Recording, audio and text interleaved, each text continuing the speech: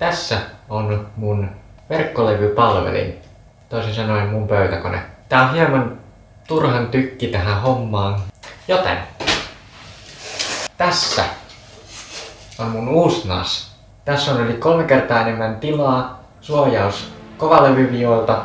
Tää oli kallista, joten suosittelen katsomaan videon.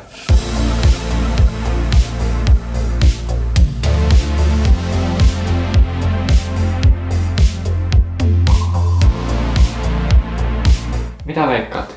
Kumpi näistä kahdesta maksaa enemmän? 28 teräinen vai 8 teräinen? Ja vastaus on tämä.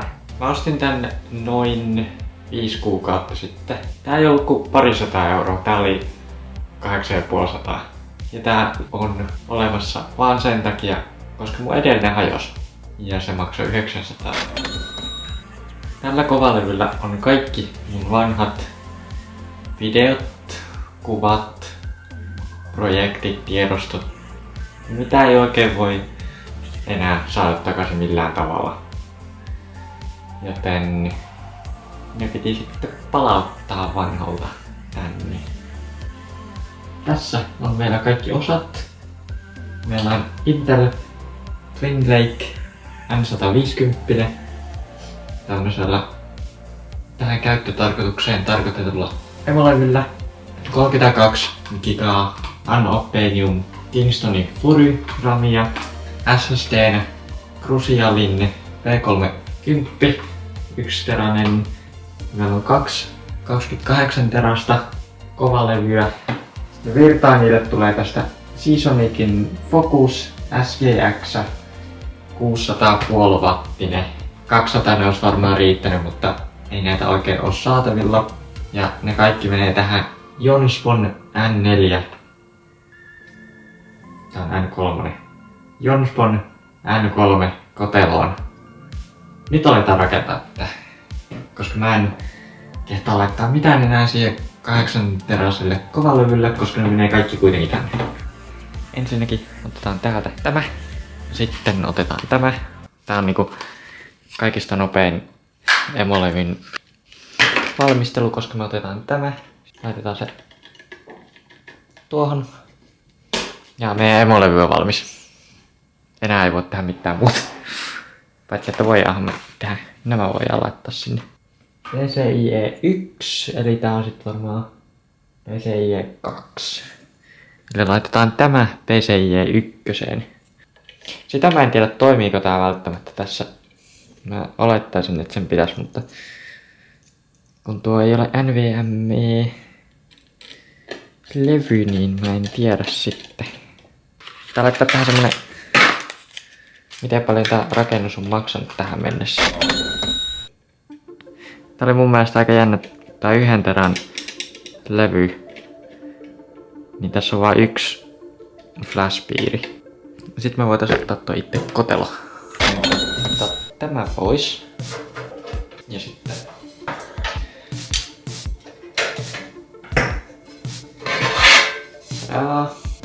sitten voisikin alkaa laittaa tänne tavaraa.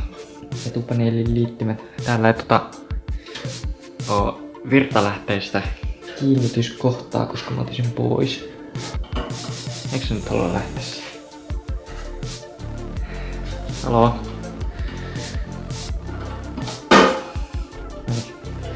Lähtihän se. Tarvitaan IO-shieldi. Nää pitää kai. Nämä pitää kai taivuttaa. Kun näin. Mulla ei sit toisaalta oo ihan hirveästi tietoa mitä mä oon tekemässä tällä hetkellä, koska ei oo aikaisemmin tullut tehtyä. Eikä tästä vielä jotain tuu. Tää on kyllä vähän viheliäitä aina välillä.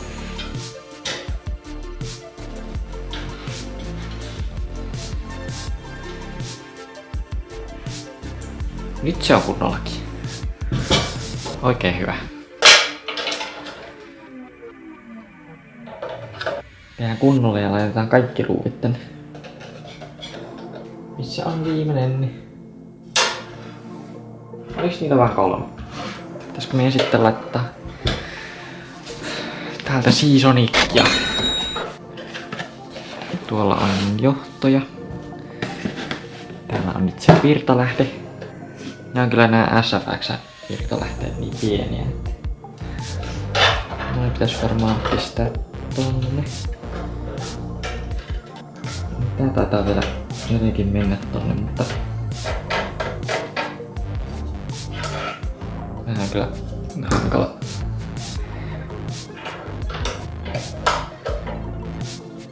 On se ehkä kiinni siellä nyt niin. Oikein hyvä. Meillä on virtalähde kiinni. Etupaneeli menee tietääkseni tuohon noin. Ja näin. Se on ihan siisti. Sitten meillä olisi kaapeleita täällä. Toivottavasti ne ei ole kauhean pitkiä. Tämä menee emolevylle. Ei tää ehkä mene kauhean hyvin näin. Meinasin, että jos ei tarvitsisi tota purkaa ollenkaan, niin se kuitenkin vähän liian pitkä. Kuitenkin menee tohon ihan viereen. Tää pitäisi irrottaa tästä. Ei oo aikaisemmin ollut tämmöstä. Tosta vaikka vähän näin. No niin, hyvä tuli. Tää olisi vissiin pitänyt laittaa ihan ekana kiinni. Joskus olisi ehkä hyvä lukea kasausohjeet ekalla kerralla. Joo, sitten, missäs me oltiin? Tänne pistetään nämä kiinni. Tuon ainakin menee sinne. Se on ihan selvä homma. Ja sitten tää toinen. Noin se on kiinni. Täältä otetaan parit 100 kaapelit. Jos se laittaisi ihan näin, sinne jää vähän jokaiselle väliä tohon jäljitykselle. Mikähän on mikäkin? Ei oikein näy. 07 101-6, mutta kun mikähän se oli se järjestysväli. Toi on 3, niin 1, 2, 3, 4, 5, 6. Joo. Sillä lailla se on. Sitten voidaan sulkea tämä, kun laitetaan ensin 2 tuuletinta tänne.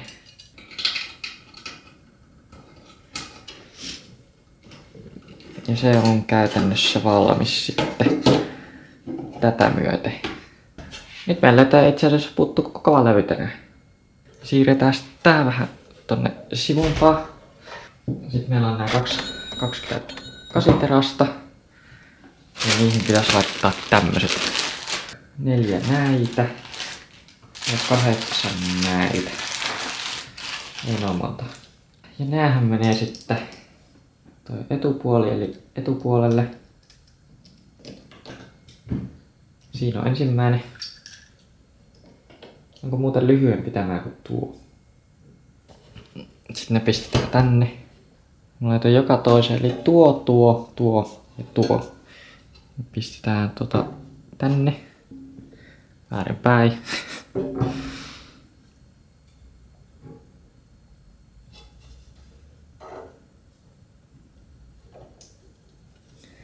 Mikä se kiinnosti? Sitten pistetään toinen vaikka tähän. Siihen jää sitten hyvin tilaa tohon ja oikein hyvä. Jäähtyy sitten vähän paremmin. Mut sitten voitais melkein kokeilla toimiiko tää. Jos tää tuolta ensin virta lähde päälle, niin se ei ehkä sitten. Onks tää miten hyvä idea laittaa tää jo kiinni? Pistää siihen muutama. Eli vissiin kaikki. Valmis. Nyt me tarvitaan jostain näyttöä.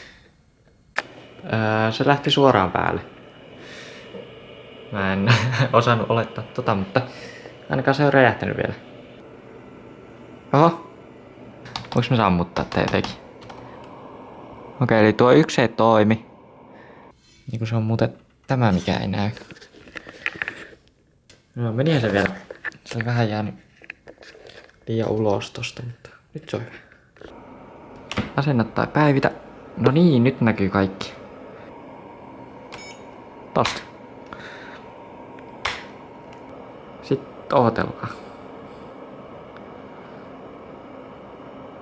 Sitten tässä on joku tämmönen Gen 3 SSD. Tää en tiedä tarkkaan mikä tää on, mutta se kun laitetaan tonne, niin ehkä tää on ihan riittävä. 30 maksaa.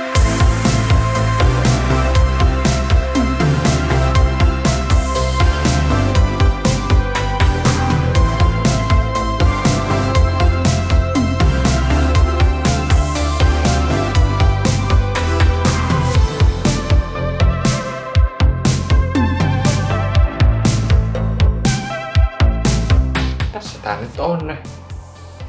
Toimii erittäin hyvin. Tää on pari päivää ollut tässä. Vielä ei oo ainakaan mitään ongelmia. Olen käyttänyt tästä ihan hyvin tilaa.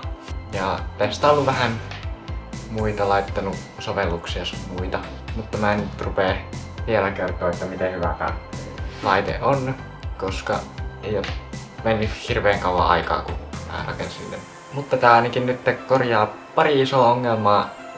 Mun ei tarvii enää käyttää satoja euroja kovalevyihin ja niiden korjaamiseen toivottavasti. Paitsi jos nuo hajoaa. Mitä mieltä sä oot tästä mun ratkaisusta? Hyvä, huono? Vähemmälläkin olisi varmaan pärjätty. Onko sulla minkälaisia kokemuksia tämmöisistä laitteista tai TrueNASista tai mistä lie? Vai ootko tehnyt jotenkin eri tavalla? Kerro tuossa alhaalla kommenteissa ja me nähdään ensi videon parissa. Se on moro! Nyt mun pitäis vaan keksiä mitä mä teen sillä 8-teräisellä levyllä.